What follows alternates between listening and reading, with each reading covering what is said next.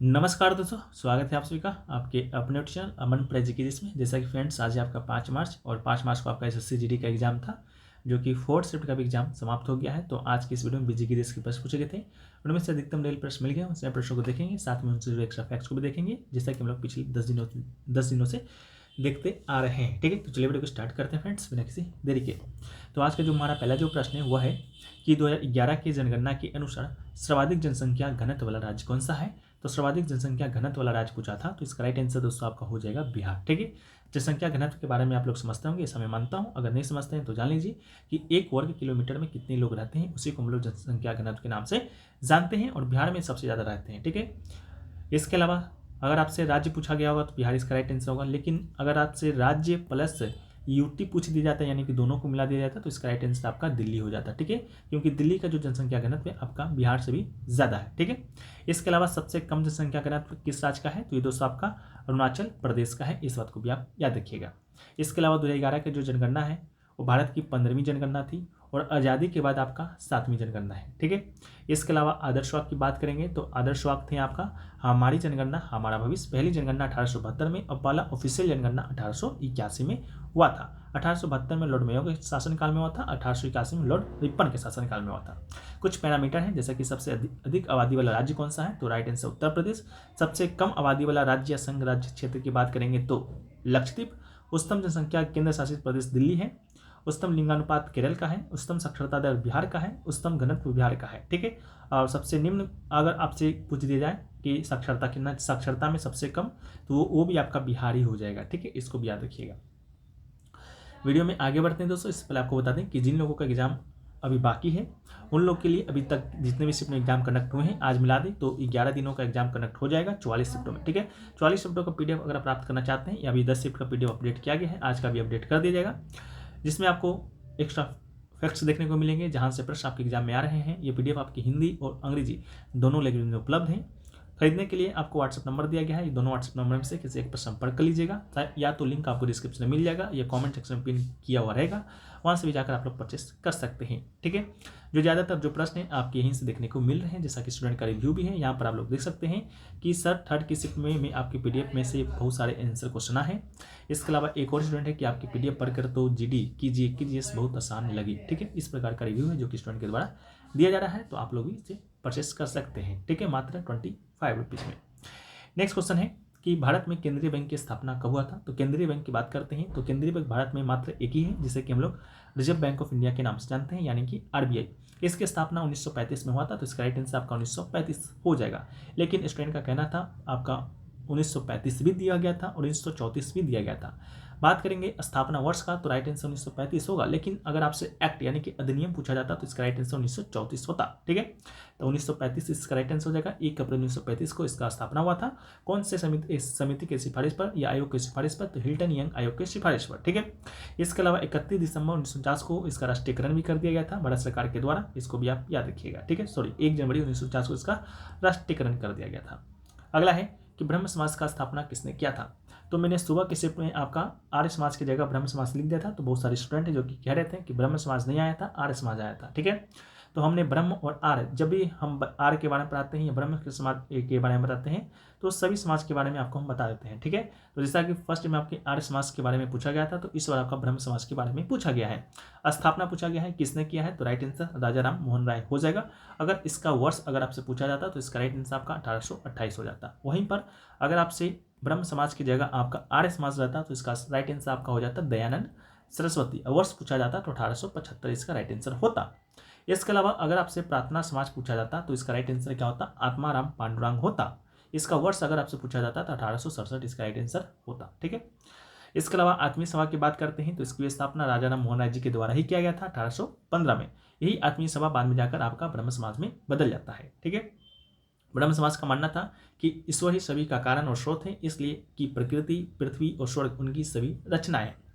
अगला क्वेश्चन है कि भक्ति शर्मा कौन से खेल से संबंधित है। भक्ति शर्मा की बात करेंगे तो जो भक्ति शर्मा है उनका संबंध है निशानेबाजी से। ठीक है, तो इसका राइट आंसर आपका निशानेबाजी हो जाएगा। ठीक है, इसके अलावा बात करते हैं हम लोग कि इतने खिलाड़ियों में से आखिरकार भक्ति शर्मा जी के बारे में ही क्यों पूछा गया था। तो भक्ति शर्मा जी ने हाल ही में कहें तो दिसंबर 2023 में, ठीक है, दिसंबर 2023 में थाईलैंड के नाखोन रथसीमा शहर में आयोजित वर्ल्ड एविएटी गेम्स में 10 मीटर एयर पिस्टल प्रतिस्पर्धा के SH1 वर्ग में स्वर्ण पर निशाना साधते हुए अपना पहला अंतर्राष्ट्रीय पदक जीता था। इस कारण ये आपसे पूछा गया था। ठीक है, अगला है कि 2022 T20 वर्ल्ड कप है जो कि किसने जीता है। तो 2022 का जो T20 वर्ल्ड कप था वो आपका इंग्लैंड के द्वारा जीता गया था। इसका रनअप यानी कि उप विजेता कौन था, तो उप विजेता आपका पाकिस्तान था।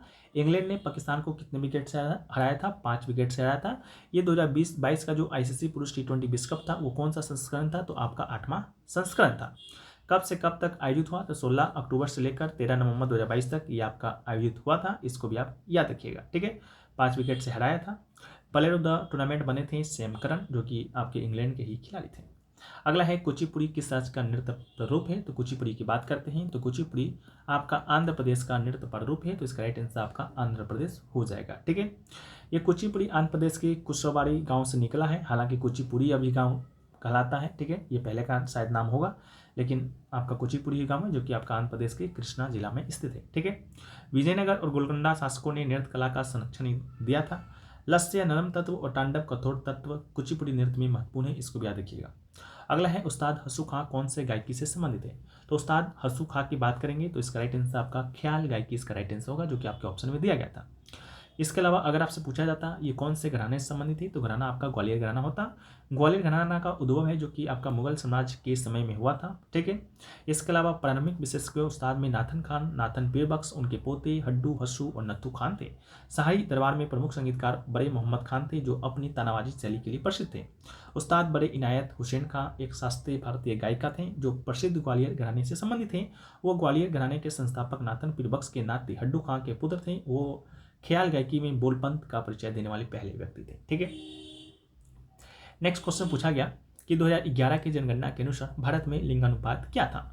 भारत में लिंगानुपात यानी कि सेक्स रेशियो की बात करते हैं तो भारत का जो सेक्स रेशियो है अकॉर्डिंग टू 2011 सेंसस इसका राइट आंसर आपका 90:43 हो जाएगा। यानी कि लिंगानुपात किसे कहते हैं ये भी आपको जानना आवश्यक है। तो लिंगानुपात का ही अर्थ होता है कि भारत में जनसंख्या अनुपात 2011 में प्रति 1000 पुरुष पर कितनी महिलाएं हैं। तो 1000 पुरुष पर महिलाओं की संख्या की बात करेंगे तो भारत में 943 है। ठीक है, इसका राइट आंसर 943 होगा। इसके अलावा अगर राज्यों के बारे में पूछा जाता सबसे ज्यादा लिंगानुपात किस राज्य का है तो इसका राइट आंसर आपका केरल हो जाता। ठीक है, वहाँ का लिंगानुपात आपका 1000 पुरुषों पर आपका 1000 पुरुष पर आपका 1084 महिला है, यानी कि 84 महिला वहाँ पर अधिक ही हैं। इसके अलावा 943 तो इसका राइट आंसर हो जाएगा, तो इसको याद रखिएगा। इसके अलावा 2001 की जनगणना के अकॉर्डिंग अगर आपसे पूछा जाता तो 933 होता। मात्र 13 ही महिलाएं आपके 10 सालों में बढ़ी हैं, क्योंकि जनगणना आपका 10 की है, 10 की जनगणना होता है, नामी 10 की जनगणना है, हर 10 साल के बाद आपका आयोजित होता है। अगला है कि भारतीय संघ के कितने राज्य बांग्लादेश के साथ अपनी सीमा साझा करते हैं।